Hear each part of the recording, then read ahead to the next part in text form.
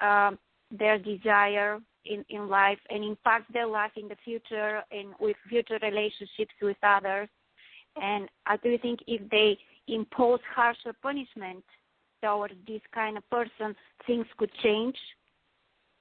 Absolutely. Along with the training program I mentioned earlier, there should be a new concept of punishments or disciplines. If the first time around, the first time there's an offense, if it's a relatively, quote, minor, end quote, offense, like someone's, let's say one person is regularly sexually harassing another person, and somebody else catches wind of the game and pitches in just to get a laugh. The person's reasonably ignorant of what's going on or that it's causing real harm to the victim, but just thinks it's a joke, so they pitch in. That person should be warned and or suspended depending solely on the circumstances and the offense. However, the person who is regularly sexually harassing someone should just automatically be suspended. I think like 3 days in ISS for such would be sufficient, at least the first time around. Basically, if it's a relatively minor offense, a warning the first time would be sufficient, followed by suspension, followed by longer suspension, followed by expulsion. If it's a somewhat more significant offense, or if the person continues on an ongoing basis with the little stuff that's deliberately subtle but no less harmful, that person should go straight to suspension, in my opinion, the middle or longer range of suspension, followed by expulsion. If there is any kind of legally recognized sexual assault, long-term suspension, followed by expulsion. If it's the more violent or pervasive sexual assault or rape, automatic suspension, expulsion. There should not even be a question there. And in all cases, after the first warning, where a warning is necessary, the student schedule should be separated and both students should be monitored. By monitored, I mean monitor the perpetrator to make sure he's behaving and monitor the victim to make sure he or she is safe. Because there's no excuse for giving the person chance after chance after chance to abuse somebody. Everybody deserves a fair and safe and equal education. However, the victim is not getting that education, and neither is the perpetrator when they're allowed to keep continuing at will until they graduate or until one drops out or commits suicide or brings a gun to school and commits homicide. Neither of them gets that fair chance at an education. And in many cases where the perpetrator does get reasonably good grades because he or she can separate the abuse, which he or she views as a game, from his or her education, the victim cannot. The victim is not seeing it as a game. The victim is suffering pretty much all day, sometimes every day. So by protecting the perpetrator's right to an education to the extent that he or she is allowed to stay there in that school, on that schedule, in those classes, the victim's rights are being sacrificed.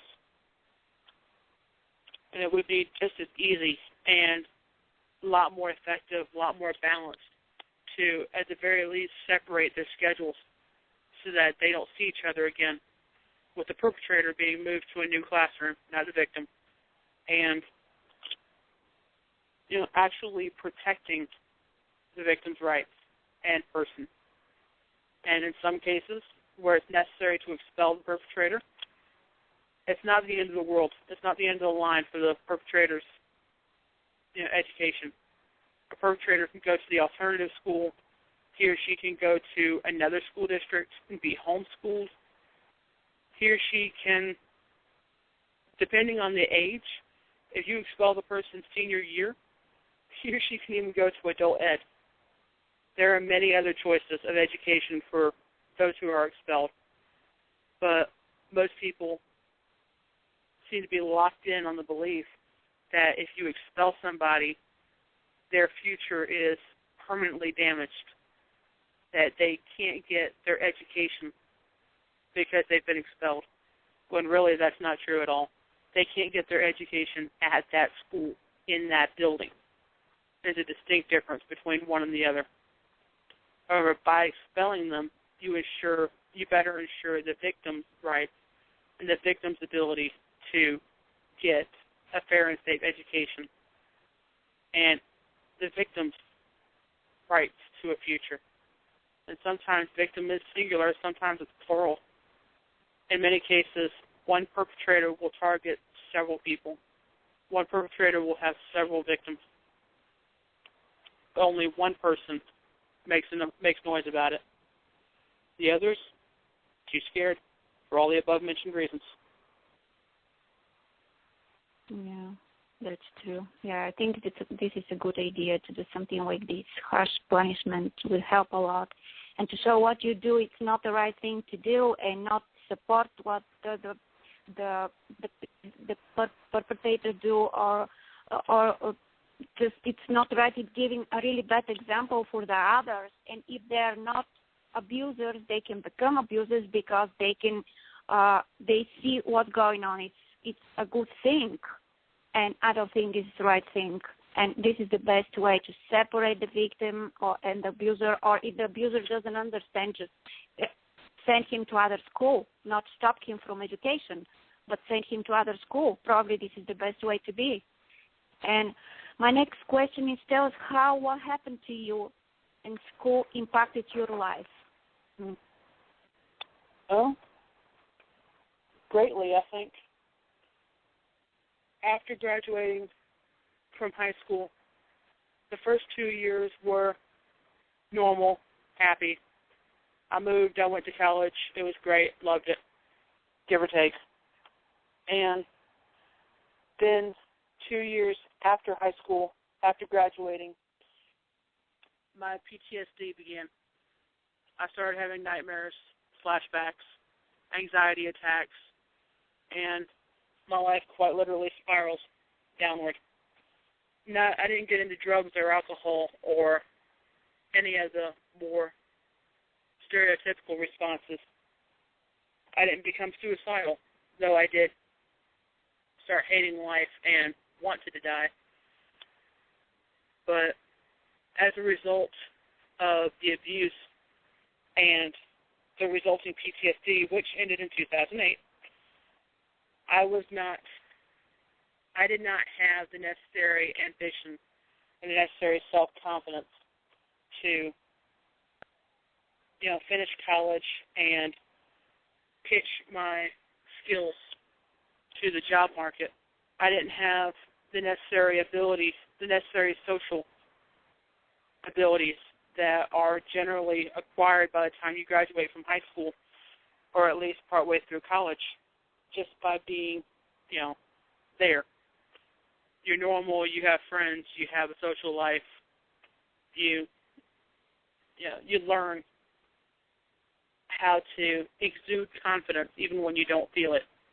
I did not learn any of that when I graduated from high school. I started learning some of it in college, but not all of it. Most of it I've learned I would say I made the biggest steps between 2008 and now. I graduated from high school in 2002. So I would say the biggest impact of the sexual harassment on my life was in the form of its impact on my social views, the way I viewed people, the way I viewed myself, the way I viewed people in authority. Because my college had and has a very firm policy in place that this is a professional setting, no type of abuse will be tolerated, and if it is, let us know and we will deal with it. I never had that problem. So I had the security of knowing that they would, and I still believe that they would based on how they responded in general to other smaller issues. High school, on the other hand, did not have that procedure in place. They did not take action when they saw it or heard it, and they did not take action when I told them about it. They did not take action when I asked them to help me.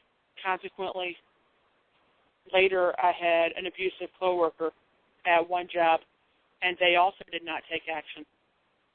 And I had come to believe by this time that it must be a world thing, that most people don't take action, but a few people do. I still believe that, by the way. And basically, I resolved that problem because I recognized that though few people take action, everybody should. There's no excuse for people not to acknowledge and deal with abuse when they see it, especially if you're in a position of authority over these people. If you work in a school, if you're a parent of one or both involved, if you're a manager in a workplace, if you're a company owner, if you're in any position of authority anywhere over people involved, you are morally and legally obligated to deal with it, to acknowledge it, and take appropriate action.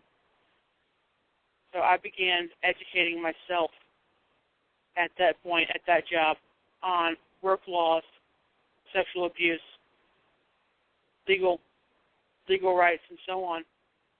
And I took action. I insisted that they that they respond appropriately. I cited the necessary laws. I threatened to file complaints with the labor board and corporate and so on, and it was dealt with. I left that job. And I congratulate you.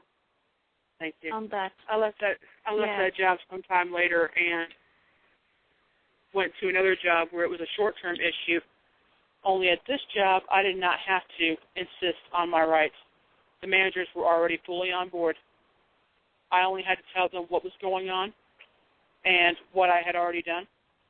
The manager asked what I wanted done, what I hoped to achieve by filing a complaint against them. And I told him quite simply, I hope to make it end. I don't want to get him suspended. I don't want to get him fired if it doesn't have to be done. I just want, I want to come to work. I want to do my job. I want to get along with people, whether they liked me or not, whether I liked them or not. This is work and a professional environment. I intend for it to be professional.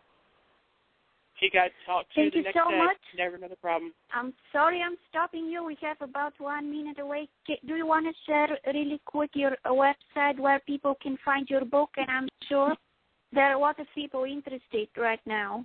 So can you share it with us? It's not a problem. I was watching the clock, too. My web address is MandyTroutenBooks.com. Thank you so much, Mandy, for being on my show. I'm sorry, I have a lot of questions for you, and I'm sure a lot of people will benefit from it. Continue doing what you're doing. I'm doing the same thing right now, and thank you so much to the listeners who are with us. Have a wonderful weekend, and if you have any questions for Mandy, you can always find her on Facebook and on her website. It's www.facebook.com/Mandy Trout, and you can find me on my website, dianabelaros.com. Thank you so much for listening to us. Have a wonderful weekend, and I'll be here next Friday the same time, 12:30 p.m. Pacific and 3:30 Eastern Time. Thanks. Bye. Thank you, Diana.